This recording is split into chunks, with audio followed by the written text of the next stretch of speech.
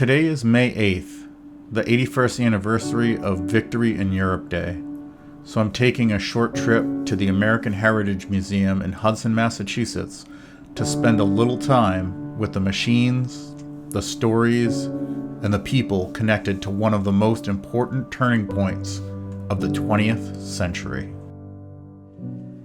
Hey everyone, welcome to my Random 603. Sorry for interrupting the video for a minute. I just wanted to introduce myself. My name is Andrew, and I try to make content on a variety of things to practice my video editing skills and my filming skills as well. I hope you enjoy the video today and stop back by for some additional content. You never know what you're going to find. Without further ado, let's get back to the video. As we walk down the stairs, you'll immediately see a German personnel carrier, and throughout the video, I'll try to paste images such as this with more information of each vehicle. As we come down the stairs on the right-hand side, you'll see the Higgins boat. This is a landing craft the US used for the Normandy D-Day invasion, and you'll see that this is actually a surviving boat from that day. One thing to note is that these were designed and built in the backwaters of Louisiana out of wood.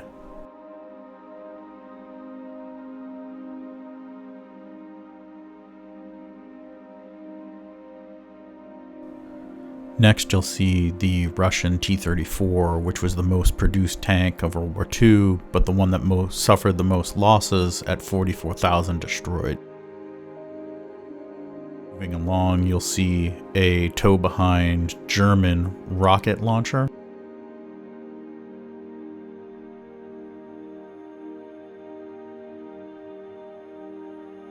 And in this section, as we keep moving to the right, you'll also see the Borgward 4, which is a remote-controlled demolition vehicle from the Germans.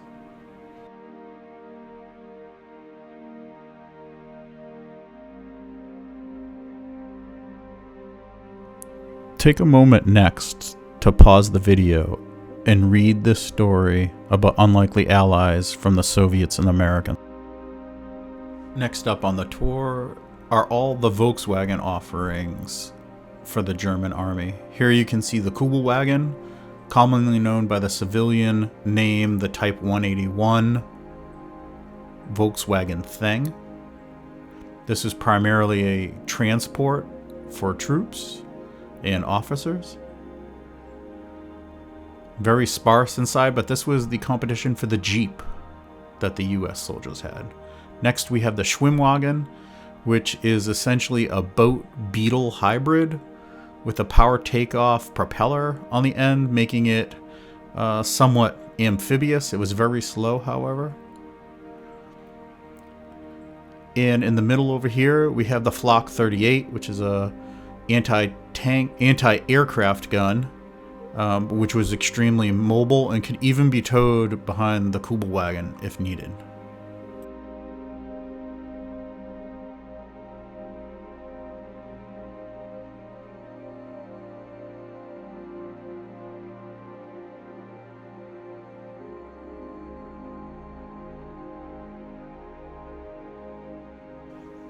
Next, we're going to take a look inside of an Allied workshop to see firsthand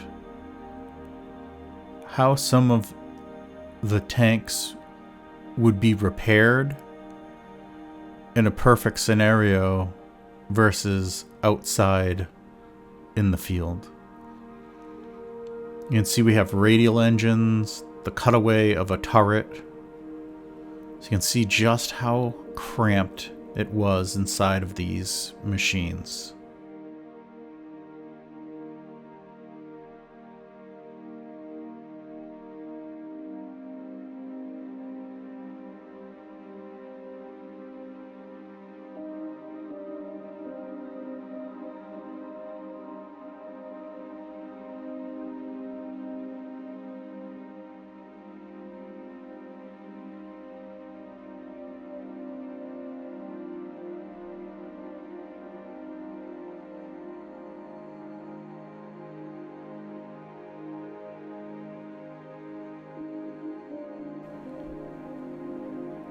Next up, you can see the M29 Weasel, which was a cargo carrier. It was originally designed for a mission in Norway, but that was canceled and it was repurposed as a cargo and troop carrier for various things throughout the war.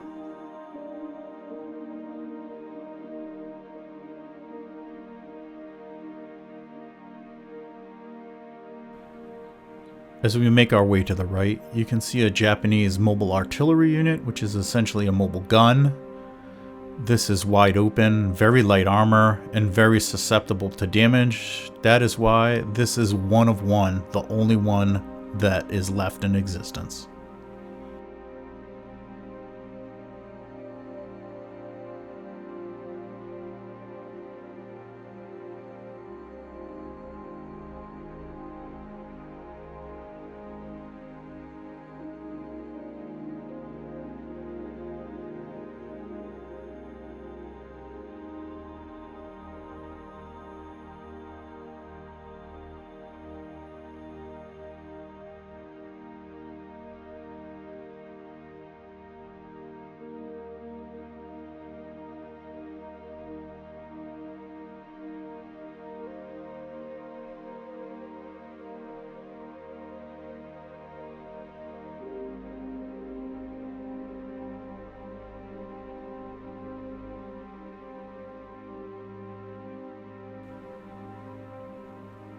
In the background, behind the artillery unit, you can see the M3A1 Scout, which was a light armored personnel carrier from the US. This would contain a driver and 7 passengers.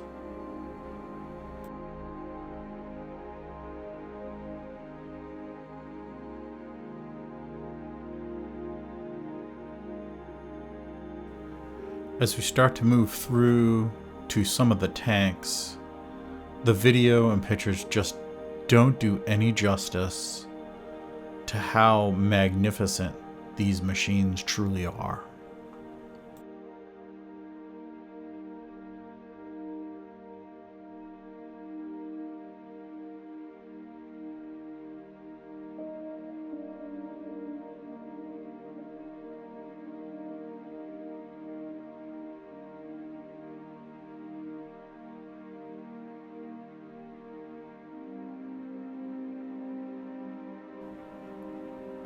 As we start to look inside some of these vehicles, you can just imagine how cramped it would have been for multiple people to be inside here in intense heat and frigid cold, trying to survive no matter what side that you were on.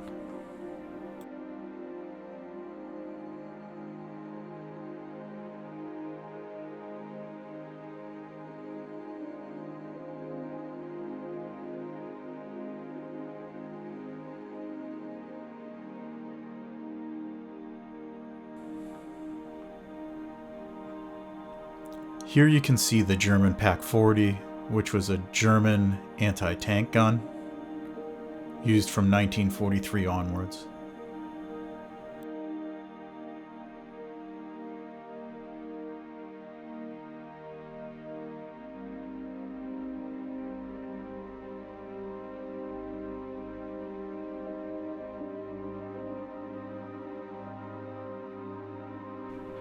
Here you can see that even BMW supplied equipment to the Germans to support their war efforts.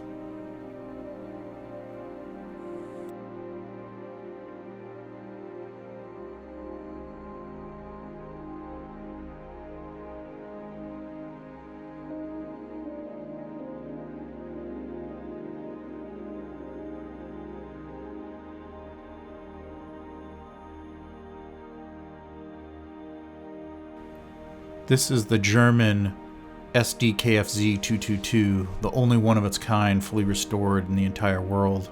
It was a German armored car that was way ahead of its time with fully independent suspension, 4-wheel steering, and all-wheel drive.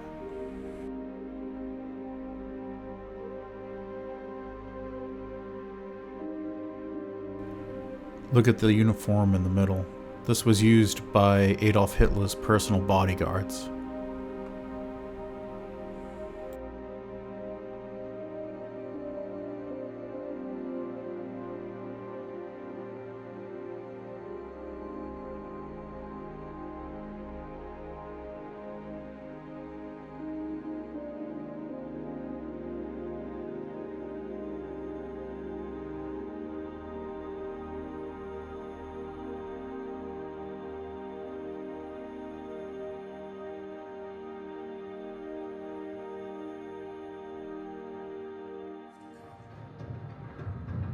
days later, June 6, 1944, the largest amphibious invasion in the history of the world arrives off the shores of Normandy, France.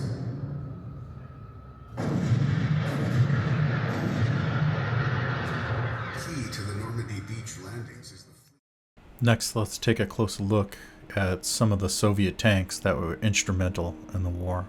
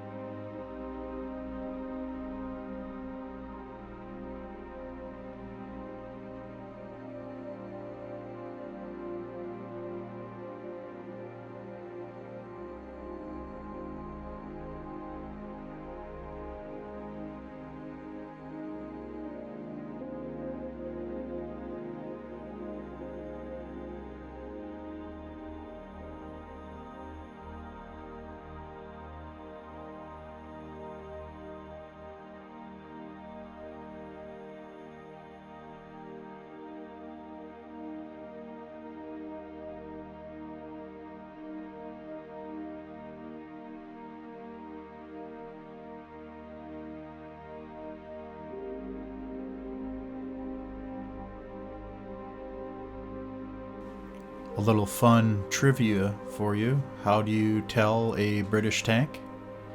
The driver sits on the right, provided that there's enough room. If you look at that porthole. And the mirror is also on the right for the driver.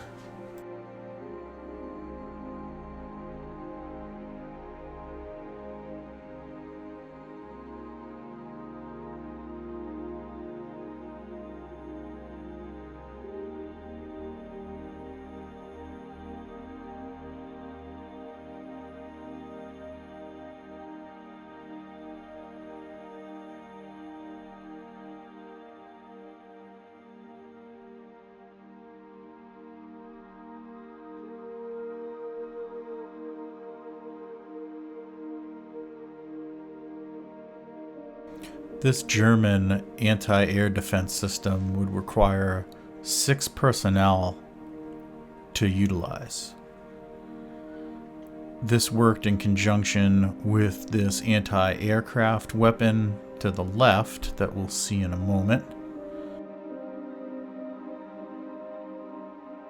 And because of the nature of how hard it was to operate, this anti-aircraft weapon was primarily used as an anti-tank weapon because it could be shot head-on versus doing all the telemetry manually with the 6 operators. Here you can see the infamous US military's Jeep. This particular unit was manufactured by Ford, with later units being manufactured by the company Willys. Although this vehicle was universally known as being rugged and all-terrain, it was also a death trap because the steering wheel became a spear that would impale you upon impact.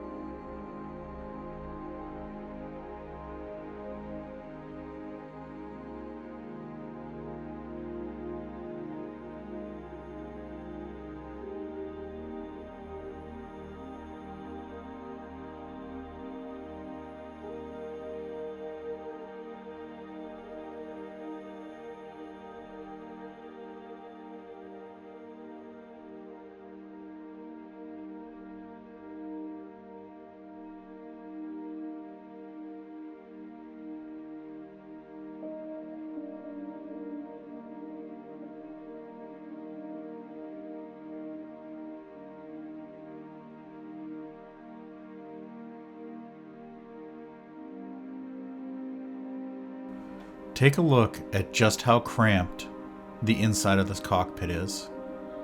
There was little to no room for error, and chances of survival upon ejection were slim to none.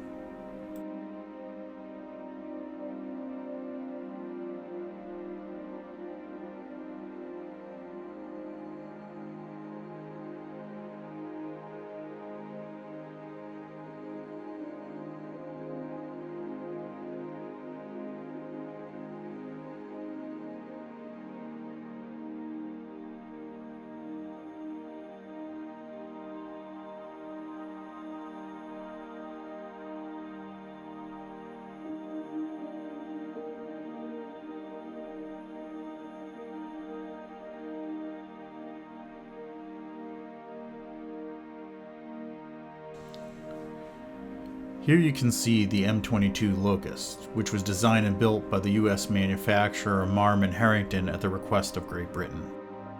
It was the smallest tank ever produced by the US, but it was fast at 40 miles an hour and could outmaneuver larger tanks.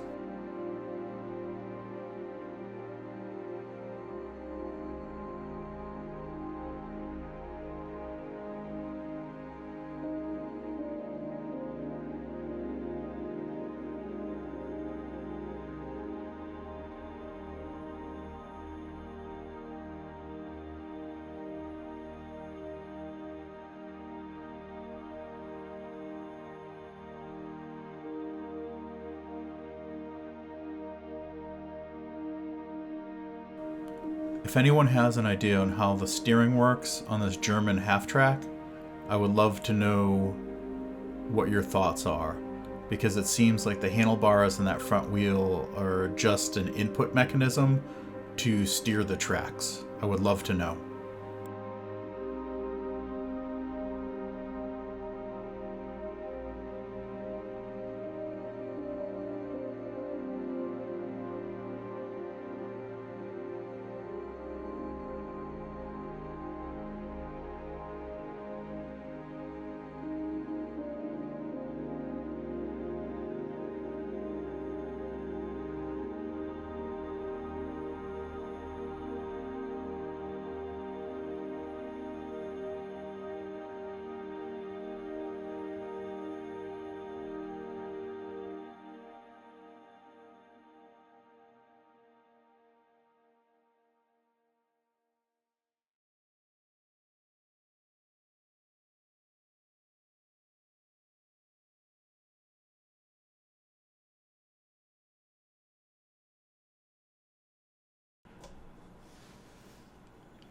Welcome back, everyone. Thanks for taking the time to watch this video tour of the American Heritage Museum on European Victory Day, the 81st anniversary. Unfortunately, we spent over 4 hours and we didn't even touch everything there was to see. So if you want to get a part 2 of this tour, just let us know in the comments down below. And I'd be happy to go back to the museum and film some more and edit that and get that back to you. Anyway, thanks for dropping in over at My Random 603, and I look forward to seeing you on the next one.